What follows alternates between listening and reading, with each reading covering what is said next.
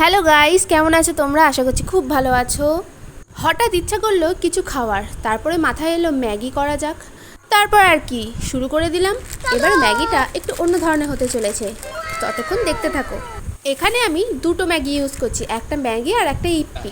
প্রথমে ম্যাগিটা আমি ভালো করে সেদ্ধ করে নিলাম। 80% প্রায় সেদ্ধ হওয়ার পর আরও কিছুক্ষণ নাড়াচাড়া করে নিলাম। এখানে খুব বেশি জল রাখবো না, হালকা জল রাখবো যাতে একটু জুসি জুসি হয়। তারপর ম্যাগি মশলাটা দিয়ে দিলাম। হাফ ম্যাগি মশলা দিয়ে নাড়াচাড়া করার পর দিয়ে দিলাম ইপ্পি মশলাটা, এটাও আমি হাফ দিয়েছি, হাফ রেখে দিয়েছি। দুটো মশলা ভালোভাবে একসাথে নেড়ে চেড়ে যখন একেবারে জল টেনে নিয়ে একটু গ্রেভি গ্রেভি হয়ে গেছে, তখন আমি আরও একবার দিয়ে দিলাম এর মধ্যে চাউমিন মশলা। এটা অপশনাল, এটা ছিল বলে আমি দিয়েছি, যার ফলে আরও বেশি টেস্ট হয়েছে। দেখো কি সুন্দর জুস জুস গ্রেভি গ্রেভি হয়ে গেছে, তাই না?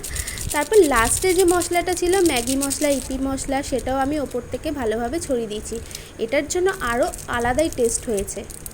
তারপর কি গ্যাসটা অফ করে দিয়ে আরেকটু ভালোভাবে নেড়ে চেড়েই নামিয়ে ফেলো।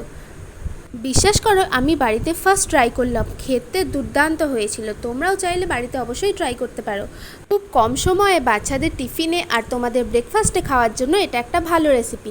চাইলে তোমরা অবশ্যই বাড়িতে ট্রাই করে দেখতে পারো, কিন্তু আমার তো খুব ভালো লেগেছে। চলো, তোমাদের কেমন লাগলো অবশ্যই কমেন্টে জানিও। টাটা।